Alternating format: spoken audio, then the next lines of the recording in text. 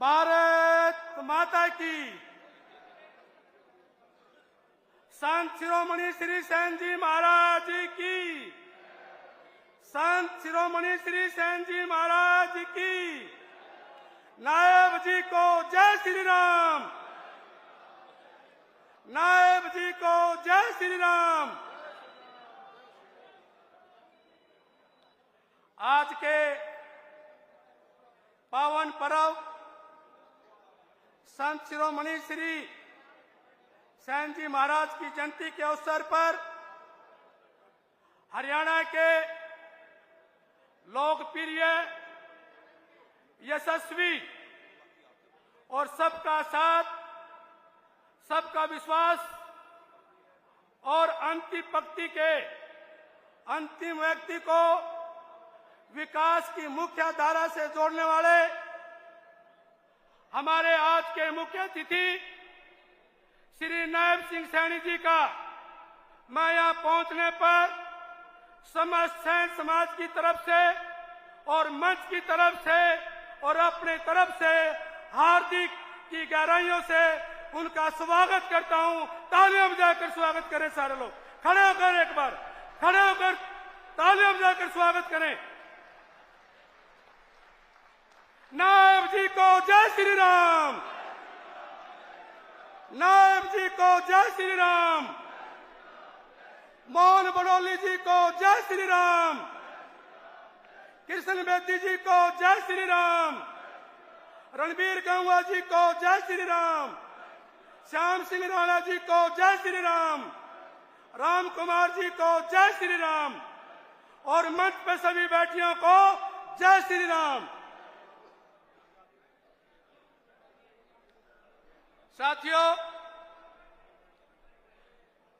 संत महात्मा पुरुष किसी एक वर्ग के नहीं होते, बल्कि वह सारे समाज के लिए पूजनीय होते हैं, क्योंकि भारतवर्ष की पहचान और प्रतिष्ठा दिलवाने में महान पुरुषों का मुख्य योगदान रहा है।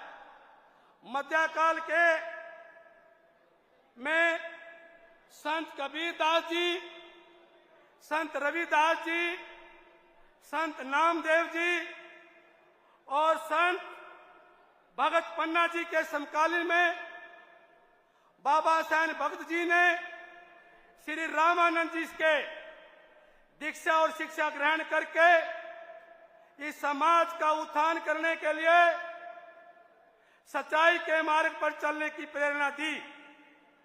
और साथियों, एक कहावत है कि भगवान भगत के वश में होते हैं और उन्हीं बातों को अगर सिद्ध करने का काम किया हमारे सेन जी महाराज ने किया। आज उनकी जयंती पर मैं आप लोगों को बधाई भी देता हूं और उनके चरणों में प्रणाम भी करता हूं। साथियों, समाज को जिंदा रखने के लिए इतिहास की बहुत जानकारी जरूरत है। महान पुरुषों ने कहा है कि जिस समाज का, जिस राष्ट्र का अपना इतिहास नहीं होता वह राष्ट्र टूट जाया करता है, और जिस समाज का अपना इतिहास नहीं होता वह समाज खत्म हो जाया करता है। लेकिन हमारा समाज बहुत गौरवमयी समाज रहा है, उसका इतिहास रहा है, लेकिन तरोड़ मरोड़ को उसको पेश किया गया है। मैं बात करूं 344 ईस्वी पूर्व नंद वंश के सम्राट महापद्मनंद से लेकर राजा बृहद्रथ तक 160 वर्षों तक शासन का करने का काम किया, वो आपके वंशज के लोग थे। साथियों, अगर मैं बात करूं छत्रपति शिवाजी जी के अंगरक्षक शिवाजी जी ने अपनी कुर्बानी देकर उनकी रक्षा करने का काम किया। मैं बात करूं सिख धर्म में गुरु गोविंद सिंह के पंच प्यारों में श्री साहब सिंह जी की कुर्बानी को कोई बुलाया नहीं जा सकता। अगर बात करूं महात्मा बुद्ध जी का ग्रंथ लिखने वाले विनोपाली जी, उन्होंने भी एक इतिहास रचने का काम किया है। साथियों, यह समाज कभी इस देश में औषधालय, चिकित्सालय और सर्जन का काम करता था।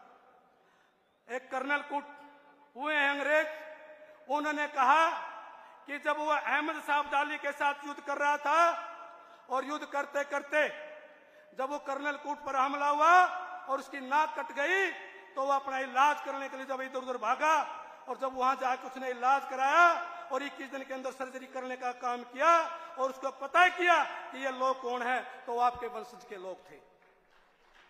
लेकिन अंग्रेज ने सोचा कि अगर इनको आर्थिक तौर से, सामाजिक तौर से इनको पतन की तरफ ले जाने का काम नहीं किया, ये हमारी गुलामी को स्वीकार नहीं करेंगे और हमारे को पिछड़े वर्ग की श्रेणी में धकेलने का काम किया।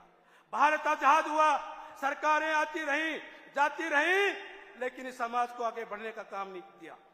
लेकिन साथियों, 2014 में जब देश के प्रधानमंत्री माननीय श्री नरेंद्र मोदी जी ने लोकसभा में मत्था टेकर कहा कि यह सरकार मेरी दलितों के लिए, पिछड़ों के लिए और शोषितों के लिए है, और सबसे पहले उन्होंने जिसको आप कहते हैं कि राष्ट्रीय पिछड़ा वर्ग आयोग गठन करके आपके संविधान के, आपके अधिकारों की रक्षा करने का काम किया, यह भारतीय जनता पार्टी की सरकार ने किया। और साथियों, जिसको अपना जननायक मानते हैं आप कर्पूरी ठाकुर जी, उनको भी अगर भारत रत्न देने का काम किया, वह भारतीय जनता पार्टी की सरकार ने किया। तो साथियों, उसके बाद मान सम्मान की राजनीति की बात करते हैं आप लोग। जब भारतीय जनता पार्टी की सरकार बनी, गरीब से गरीब व्यक्ति को बिना मेरिट के आधार पर, बिना पर्ची के और बिना खर्ची के, जो हमारे प्रदेश के पूर्व मुख्यमंत्री श्री मनोहर लाल जी ने एक योजना तैयार की थी, उसमें हजारों लोगों को नौकरी देकर उनकी आर्थिक स्थिति मजबूत करने का काम किया, यह भारतीय जनता पार्टी की सरकार ने किया। और उसी कड़ी को, उसी नीतियों को आगे बढ़ाते हुए श्री नायब सिंह सैनी जी ने जब सत्ता संभालने का काम किया, अपनी कलम से जो 25,000 लोगों को नौकरी देने का काम किया, उसमें हजारों लड़के हमारे समाज के था। यह है भारतीय जनता पार्टी की सरकार ने काम किया। और राजनीति की बात करते हैं, हम कभी पंच और सरपंच भी नहीं बना करते थे, लेकिन भारतीय जनता पार्टी ने एक ऐसी योजना बनाई, आज सैकड़ों की संख्या में हमारे लोग 5 सरपंच, जिला परिषद और निगम परिषद आज मंच पर बैठे हैं। यह सिर्फ भारतीय जनता पार्टी की देन है। और साथियों, बात करते हैं सामाजिक न्याय की, मान और सम्मान की। 2023 में 4 दिसंबर को जींद की पावन धरा पर 4 दिसंबर 2025 को हमारे बाबा साहेब भगत की जयंती मनाकर जो इस समाज को मान सम्मान दिया था, उस मान सम्मान को बढ़ाते हुए श्री नायब सिंह सैनी जी ने भी इस जयंती को लाडवा की पावन धरा पर मनाने का काम किया और आज वो मुख्य अतिथि के तौर पर आए और इस जयंती को शोभा बढ़ाने का काम किया। मैं उनका दिल की हार्दिक गहराइयों से धन्यवाद करता हूं, स्वागत करता हूं। साथियों, समय कम है, बात ज्यादा करना चाहता हूं। मैं एक बात करना चाहता हूं, जो पार्टी हमारे लिए इतना मान सम्मान कर रही है, क्या हमारा भी फर्ज नहीं है कि इस भारतीय जनता पार्टी के हमारे माननीय नेता श्री नायब सिंह सैनी जी का और हाथ मजबूत करने का आगे कदम बढ़ाए। आज विश्वास दिला दो नायब सिंह सैनी जी, जब भी आप याद करोगे, ये सैन समाज आपके साथ खड़ा हुआ मिलेगा। और मुख्यमंत्री जी, कुछ मांगे आई हैं, वैसे मांगे तो काफी हैं, लेकिन ये सैन समाज आपसे बहुत उम्मीद और अपेक्षाएं करता है। लेकिन जब भी सैन समाज का आदमी मुख्यमंत्री जी के निवास पर जाता है, कुछ भी मांग लेके जाते हैं, उनको मुख्यमंत्री जी पूरा करते हैं। और मुझे विश्वास है कि आज माननीय मुख्यमंत्री जी आए हैं, वो आपका पूरा मान सम्मान करने की कृपा करेंगे।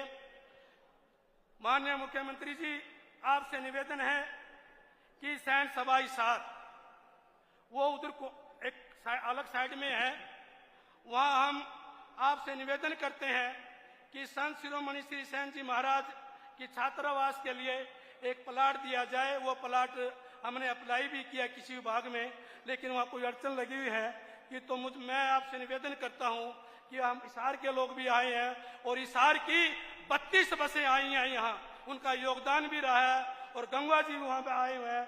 तो मैं निवेदन करूंगा कि छात्रावास का प्लाट देने के लिए कृपा करें। दूसरी, अखिल भारतीय बाबा साहेब भगत ठाकुर कुरुक्षेत्र में ये एक धार्मिक स्थल है। धर्मशाला तो छोटी सी है, लेकिन स्थान बहुत कम है। मेरा निवेदन है कि धर्मशाला के लिए चाहे हुड्डा में चाहे वो कहीं और, वो जरूर प्लाट देने की कृपा करें। तीसरा, बाबा साहेब भगत जी जो लाडवा में, जिसकी पावन धरा पर आज ये प्रोग्राम हुआ है, उन्होंने एक प्लाट तो लिया हुआ है, लेकिन वह निर्माण के लिए एक ग्रांट की मांग की जाती है। सैन समाज ठाकुर महासभा करनाल, मेरे पास भी लोग करनाल के आते हैं, कहते हैं कि ठाकुर जी करनाल में भी कुछ करवा लो। तो मैं माननीय मुख्यमंत्री से निवेदन करूंगा कि माननीय मुख्यमंत्री जी, एक सैन चौक भी लाडवा में मांग आई है, साथ में लिखा हुआ है, सैन चौक की भी हम मांग करते हैं माननीय मुख्यमंत्री जी से। और करनाल में हुड्डा प्लाट में अप्लाई किया हुआ है, लेकिन अभी तक वो अलॉटमेंट नहीं किया गया, कोई ना कोई कारण हुआ है। तो मेरा निवेदन है कि माननीय मुख्यमंत्री जी इसकी भी मांग हमारी पूरी करने की कृपा करें। और पांचवा, श्री कवि बाजे भगत स्मारक जो रोहतक में प्लाट लिया हुआ है, उसको निर्माण करने के लिए अनुदान की बहुत कमी है। और सूर्य कवि बाजे भगत जी हमारे बहुत बड़े सांगी हुए हैं। मैं निवेदन करूंगा संस्कृत प्रोग्राम में विद्यार्थियों और कलाकारों को सांग के सम्राट सूर्य कवि बाजे भगत जी के अवार्ड से सम्मानित किया जाए।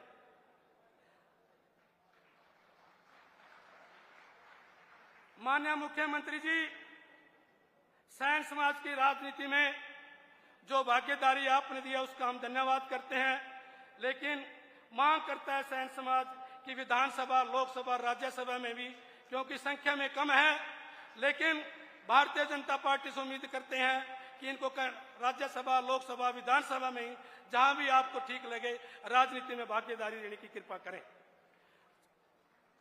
माननीय मुख्यमंत्री जी, पिछड़े वर्ग ग्रुप ए और बी के पदों में और पदोन्नति में तथा हरियाणा कौशल रोजगार निगम में 27% के हिसाब से 16 और 11 का अनुपात बनता है, वो आरक्षण निर्धारित किया जाए, ये भी हम मांग करते हैं आपसे।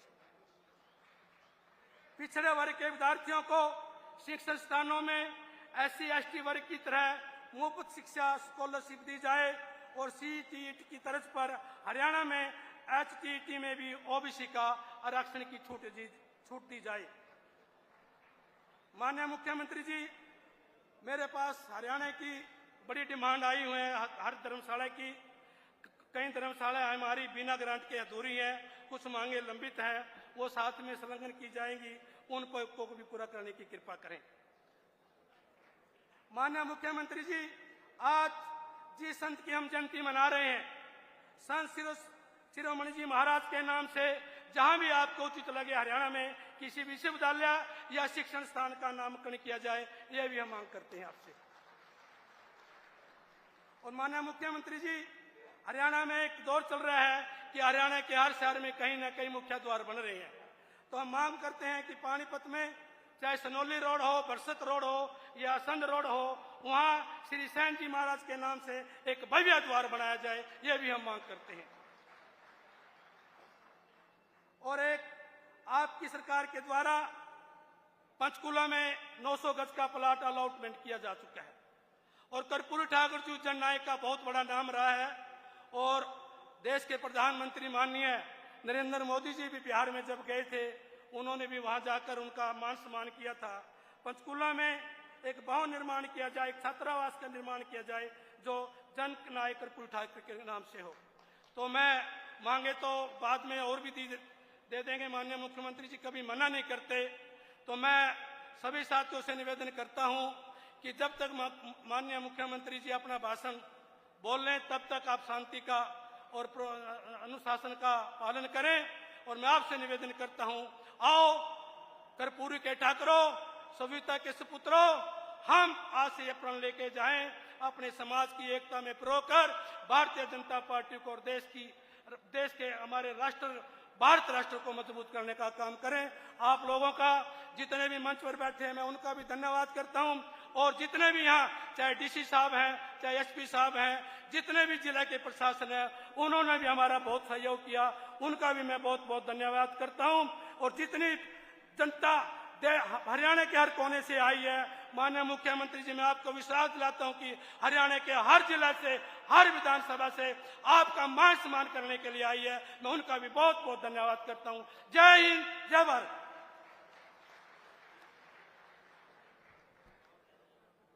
अब मैं आमंत्रित करता हूं